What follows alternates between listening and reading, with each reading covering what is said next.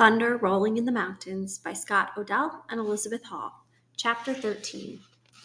We rested for a whole sun after the battle. We knew the soldiers could not follow until they got more mules. Lean Elk was less happy than the rest of the camp. He thought we should have taken the horses too. He called me to his teepee. I combed my hair and braided it with strips of soft otter skin. I scrubbed my face with the wet cloth. I wiped the dirt off my elk hide dress.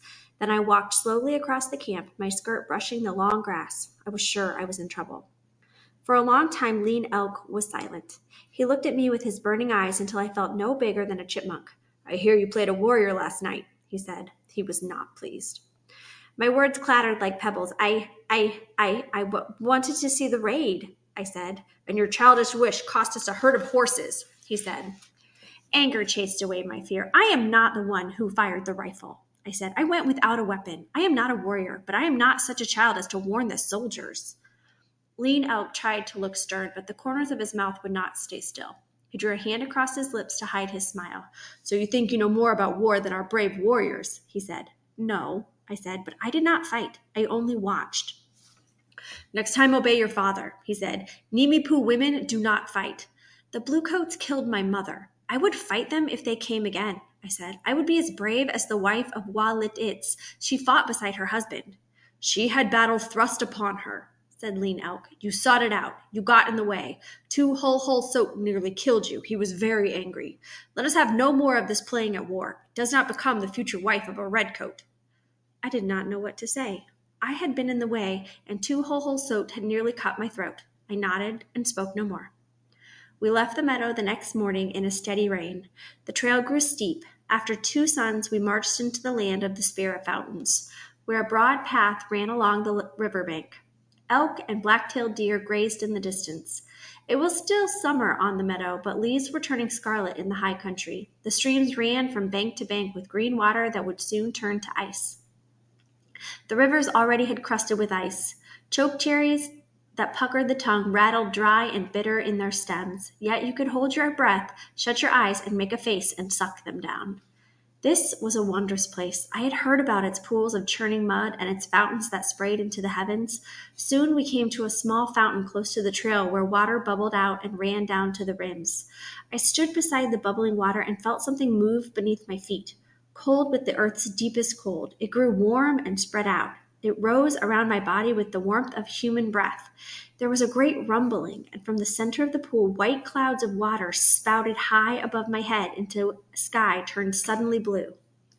We had stopped for food when there was a great commotion. The scouts came riding in, but they were not alone. White settlers rode with them. 2 of the settlers were women. The one on the gray horse had seen as many snows as my mother. She had eyes the color of an early morning sky, a narrow nose, and a sharp chin. Her hair was the shade of dried grass, which she twisted on top of her head. She was so strange looking that I felt sorry for her. She wore many long skirts and sat with both legs on the same side of the horse. It seemed a foolish way to ride.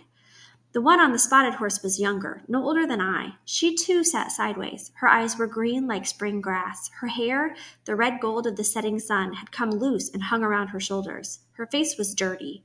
There were twigs and burrs in her hair and mud on her skirt. I guessed that they had tried to run away. The women seemed frightened, but they stared straight ahead and said nothing. Chief Joseph walked over and put his hand on the bridle of the gray horse. "Do not be afraid," he said, using white words.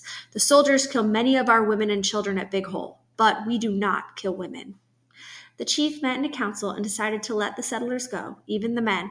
Lean Elk told them to get off their horses. When the settlers stood on the ground, a warrior led their fresh horses away. He brought back some of our old, worn-out ponies. With broken-down horses, it would take them several suns to get to the white soldiers. By then, we would be far across the mountains. "You are free to go," said Lean Elk, "but do not spy on us." The settlers left quickly. They were glad to get away. A moon showed in the east beyond the towering peaks of the Absarokas when we saw the settlers fight again. Fires burned around the edge of our camp. Swan Necklace and Ferocious Bear rode between the fires, pushing 1 white man and 2 women before them. My father strode over and began to talk with the warriors. His voice rose in anger. Swan Necklace and Ferocious Bear turned their horses away, and my father brought the settlers to the fire. The settlers had broken their word. Once they were out of sight, the men slid to the ground and came back along the river, spying on our camp. Our scouts found them skulking in the brush along the river. There was a fight, and 3 of the men ran away. Our scouts captured the woman with the yellow hair, her young sister, and her brother, but 2 of the men were shot. That made my father angry because the settlers had given us their guns. He shook his head. Swan Necklace has become as foolish as Walit is, he said. He will make trouble for us, killing unarmed men. I motioned to the settlers to sit down. Yellow Hair and Dirty Face were the first white women I had seen so close. I stared at them. They were not pretty, but they did not look evil. The white man smiled at me. I said to myself that he was a wicked man and would kill me if he could. I looked away and did not smile. While I prepared our evening meal, Bending Willow began to cry. I did not leave the fire, but her cries stopped. I heard soft murmurs and turned to see Yellow Hair rocking the cradle board. Soon Bending Willow was fast asleep. The settlers ate baked camas root and antelope I cooked on sticks. They did not complain. After our meal, the white men said some words in our tongue to Chief Joseph, but my father would not answer. He stared into the glowing coals. His heart was troubled. I knew he was worried about what to do with our prisoners. After our meal, I sat beside the young, green-eyed prisoner. She shrank back against the buffalo robe held up by stakes that protected us from the cold. I smiled, touching my chest, said, "Sound of running feet." Then I waited. She did not say her name, so I touched her cheek and pointed to my chest. "Dirty Face," I said. She looked wildly from side to side. It was no use. She did not understand. That night, the settlers slept in front of the fire next to our shelter. I gave them buffalo robes against the cold. Dirty Face pulled her robe around her and began to cry. Yellow Hair spoke softly to her. She put her arm around the girl's shoulders and comforted her, as a mother would comfort a hurt child.